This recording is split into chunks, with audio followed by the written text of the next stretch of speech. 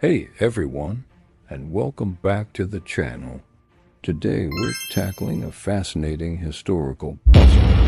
While the world burned during World War II, one small mountainous country in the heart of Europe remained untouched. How did Switzerland manage to stay out of the largest conflict in human history? Was it just luck? Or was it something more? Let's dive in. The story of Swiss survival isn't just about neutrality. It's a masterclass in strategy, engineering, and sheer stubbornness.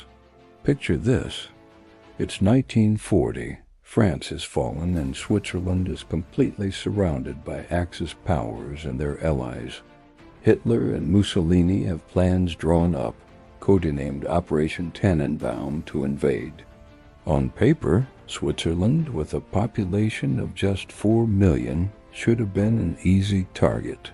But the Swiss had an ace up their sleeve, or rather, a mountain range. The most obvious defense Switzerland had was its geography. The Alps are not just beautiful postcards. They are a fortress built by nature.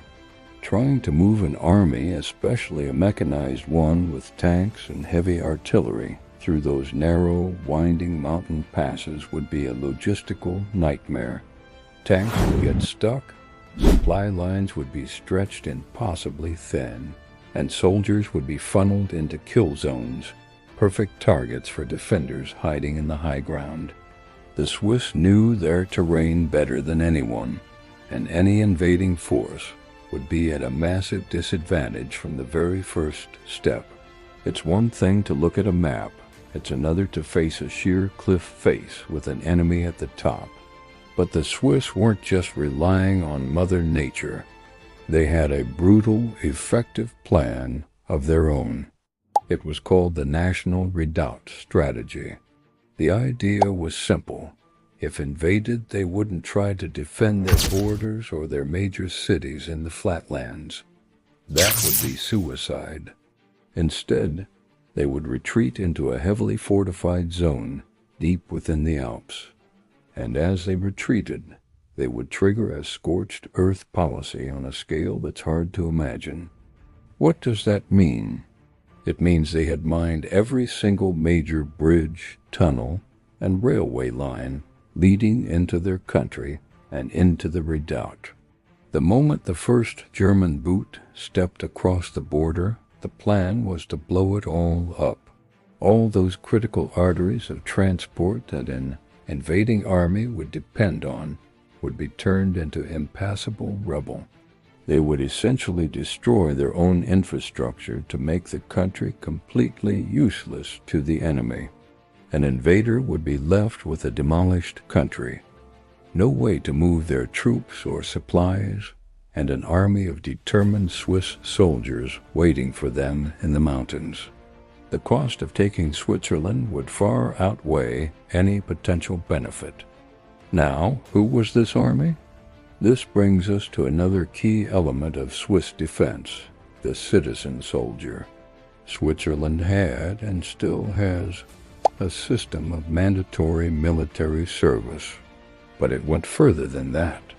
After their service, men kept their government-issued rifles and ammunition at home. In 1940, out of a population of 4 million, Switzerland could mobilize nearly 430,000 soldiers in just a few days.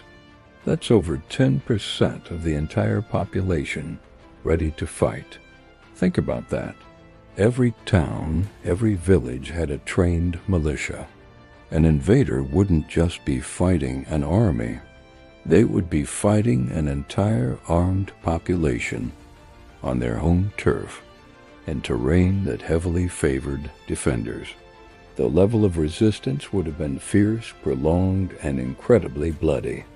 And where would these soldiers fight from? This is where it gets really interesting. The Swiss didn't just have mountains. They hollowed them out. For decades, they had been secretly building what's known as Fortress Switzerland. This was an extensive network of thousands of hidden bunkers, artillery positions, and military bases built directly into the mountainsides. These weren't just simple holes in the rock. They were fully equipped facilities with barracks, hospitals, and command centers, all camouflaged to be invisible from the outside. Some of the most ingenious fortifications were disguised as ordinary chalets or barns. An enemy plane flying overhead would see a peaceful alpine village, but what they wouldn't see is that the windows of that quaint-looking barn were actually gun emplacements, and the entire structure could slide away to reveal a massive anti-tank cannon. The enemy would literally not see them coming until it was too late. This network of hidden fortresses meant the Swiss could wage a guerrilla war from near impregnable positions for years, bleeding an invading army dry. But warfare isn't just about guns and mountains. It's also about politics and money. Switzerland played a very clever, and some would say controversial, diplomatic game. While publicly committed to neutrality, they made themselves indispensable to both the Axis and the Allies. For the Allies, Switzerland was a vital hub for intelligence gathering and a neutral ground for secret negotiations and communication with the other side. Espionage thrived in cities like Geneva and Bern. Keeping Switzerland neutral was useful for the Allies. For the Axis powers, Switzerland was even more important, but for financial reasons. The Swiss banking system, with its famous secrecy laws, became the financial clearinghouse for Nazi Germany. The Germans needed a stable, internationally accepted currency, the Swiss franc, to trade for critical war materials like tungsten and steel from other neutral countries. They sold stolen gold to the Swiss National Bank in exchange for these francs. Bombing Switzerland or invading it would have meant cutting off this crucial financial lifeline.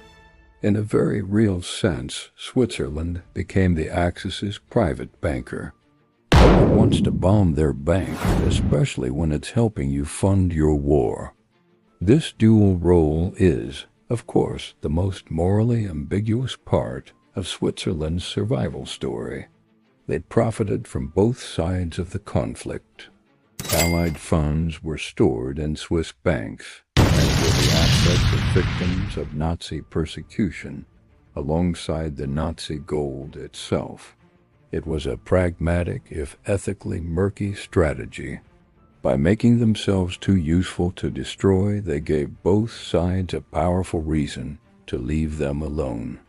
It was a tightrope walk, balancing economic cooperation with the Axis against a clear and credible military threat that an invasion would be too costly to attempt.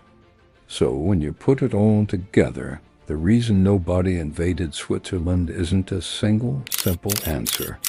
It was a complex and brilliantly executed strategy of survival. First, you have the natural fortress of the Alps, making any invasion a logistical nightmare.